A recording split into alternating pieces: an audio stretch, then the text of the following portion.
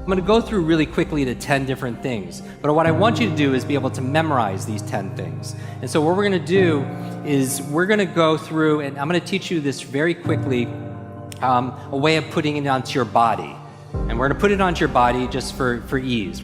So I'm gonna give you the 10 keys to having an ageless mind. Every single one of them you've either heard me say or you intuitively know that these are important.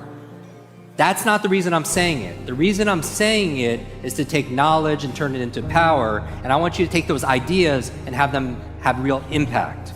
And what I want you to do is when I'm going through it, I want you to cycle through and on a piece of paper, rate yourself. On a scale of 0 to 10, how well am I doing in that category? 1/3 of your memory is predetermined by genetics and biology. Let's say 2/3 in your control. These are the 10 things I would focus on. So the first one is a good brain diet. Good brain diet. So on a scale of 0 to 10, what's an honest assessment? If you're honest and true to yourself, where are you on your diet? So we talk about the most important foods for your brain that are neurological, like protecting, neuroprotective. So we're talking about avocados, we're talking about blueberries, or what I call brain berries, right? We're talking about broccoli, we're talking about eggs, if that's allowed by your diet. We're talking about coconut oil or olive oil. We're talking about green leafy dark vegetables, wild salmon, if you're allowed to, if that's part of your diet also as well. Turmeric, I do every morning, I do like an almond turmeric like tea, right? All these things are neuroprotective. Number 2, killing ants, automatic negative thoughts. How well are you controlling your self-talk? On a scale of 0 to 10, honestly, even if you've done this with me, how strong are you? 0 to 10. Do your thoughts make a difference? Yes or yes?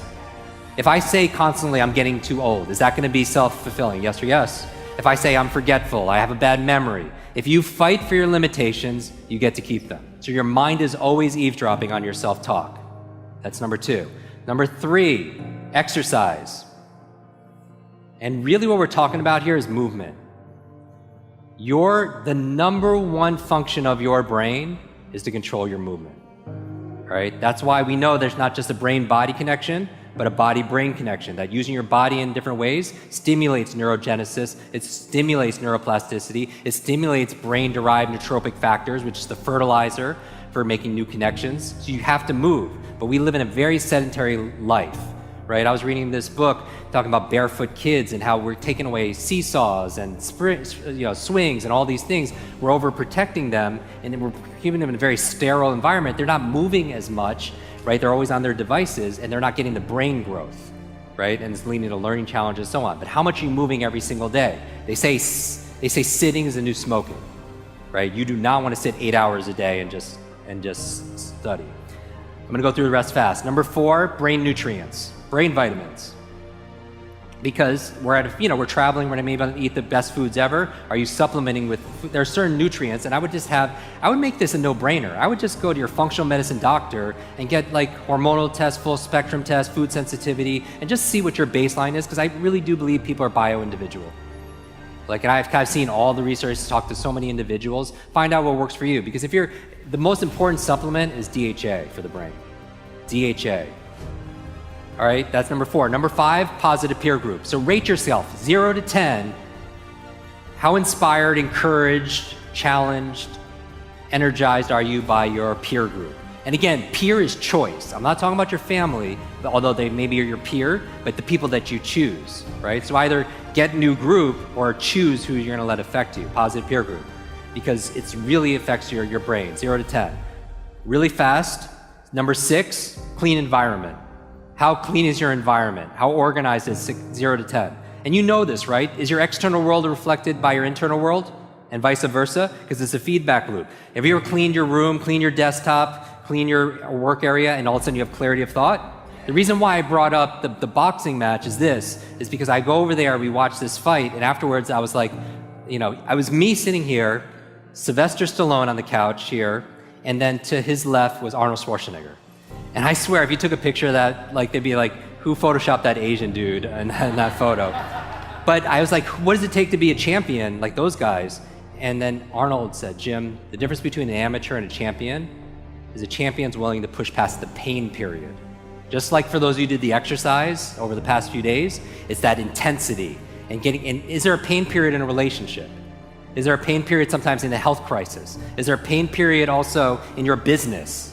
Multiple pain periods, right? The ability to push past, that's where the period is now, because you're just in days and days and you feel like your attention is wandering and going different places. This is the time when it counts, just like with your workout, right? So if Lorenzo and his team's here, that would be the goal. So that's number 6. Number 7, sleep. On a scale of 0 to 10, how good is your sleep? It's important for your brain.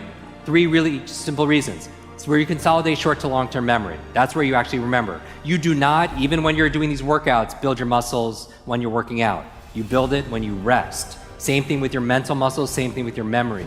So that's where you consolidate short to long-term memory. The other reason why you sleep is it cleans plaque out that could lead to dementia and potentially brain aging challenges. The last reason why is how you dream, right? Your REM sleep, your REM stages of your sleep, that's very important because that's where your creativity, that's where, I'm telling you, like we did a whole thing on Superbrain on how to remember your dreams. But specifically, why do you want to remember your dreams? Because you learn all day, your brain doesn't shut off at night, it's more active at night.